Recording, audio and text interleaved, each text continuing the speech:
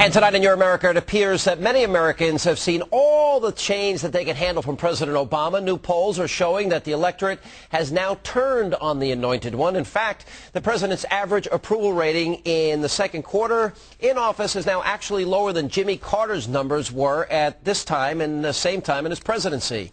Another survey from Public Strategies and Politico shows only 54% of those polled say they trust Obama, and that is a drop of 12 points in just a few months. And the news for the president's party, it's not much better. Only 42% of those polled now say that they trust the Democratic Party. Joining us now is the author of the New York Times bestseller, Guilty, Liberals, Victims, and Their Assault on America. Ann Coulter, good to see you in New York. How are you? Fine, thanks. How are you? You're going to have to pay taxes for this appearance tonight. Well, first of all, this is new ground. 8 out of 10 issues. Right. This is a big change. 8 out of 10, the big issues facing this country now, Republicans are in the lead over the Democrats. Right. It's not that big a change. I mean, historically, this has been the pattern, certainly in my lifetime, which is to say, since the Republican Party has been the conservative party and the Democratic Party has been the liberal party, which hasn't always been the case. What happens is Americans are more conservative than liberals, than liberal, as polls also show. They vote in Republicans. Yeah. After 8 or 12 years, for one thing, Republicans get sloppy and start doing their own big government stuff.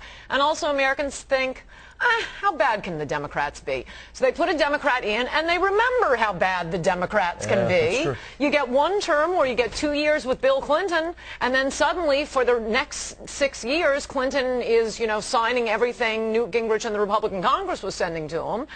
Major Republican takeover after that. And, you've seen this pattern going back basically since LBJ. You'll get 8 or 12 years of a Republican, one term, or even 2 years of a Democrat government, I'll say. And that's what of course you're going to see it He's here. running, though, this is the first time he's really hit trouble. And this is the first time. Americans are saying he's spending too much money. Americans now blame him for the economy. Right. Americans are more conservative than liberal. They don't trust him. And they shouldn't. But he's becoming as unhinged. Yes. Thank you. Look at his press conference today, if you could play that without him even speaking. And we knew this was going to happen. This guy can't take one punch. No, when he starts talking, not just standing. Not just standing. Well, we can't. You're talking, Coulter. We wouldn't want to interrupt you. Yeah, the walking shots aren't that good. Yeah. You can see he's becoming unhinged because the media has totally built this guy up. He can't do anything. The fist bump you just did to me, it was as if he had invented the cure for cancer when he did that with his wife. He swats a fly and they're all, hyperventilating. Now, meanwhile, look at how he reacted to his critics, to Rush Limbaugh. He lashes out at Rush Limbaugh and tells Democrats, don't listen to this guy.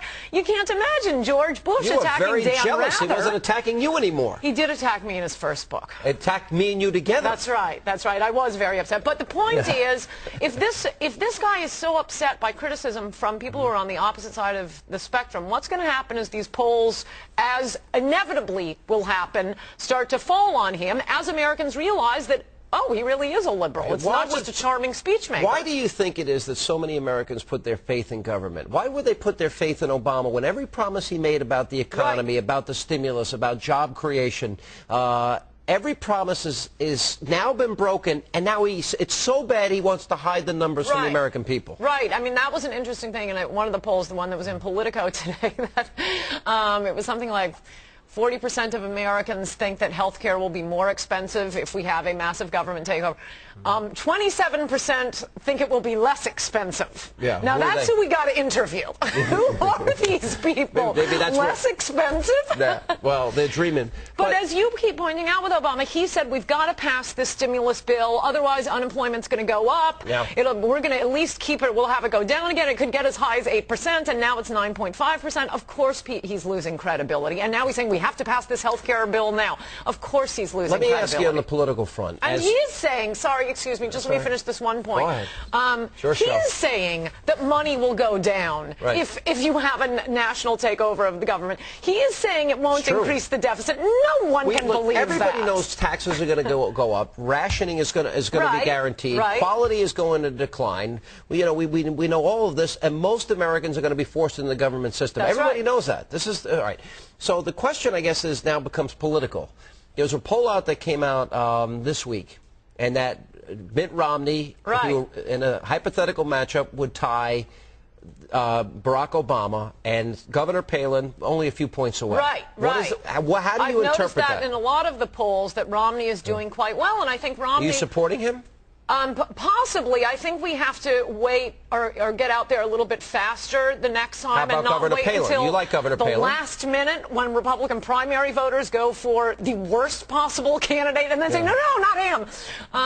But you voted for Governor Palin in the last election. I did vote for Palin. I love Palin. And I do think with Romney, I think it's hard to make a prediction And how about now. Newt Gingrich?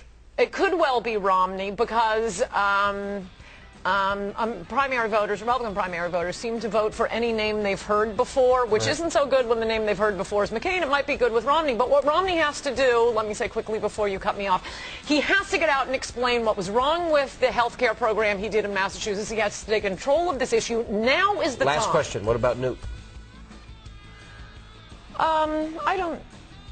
I'd take Romney or Palin, I think. What about Jindal? I think Gingrich should be the talker-in-chief. Talker because he's smart. He's bright. Talker. All right, we'll get to the bottom of this one day. All right, thanks for being with us. Thank you. And coming up,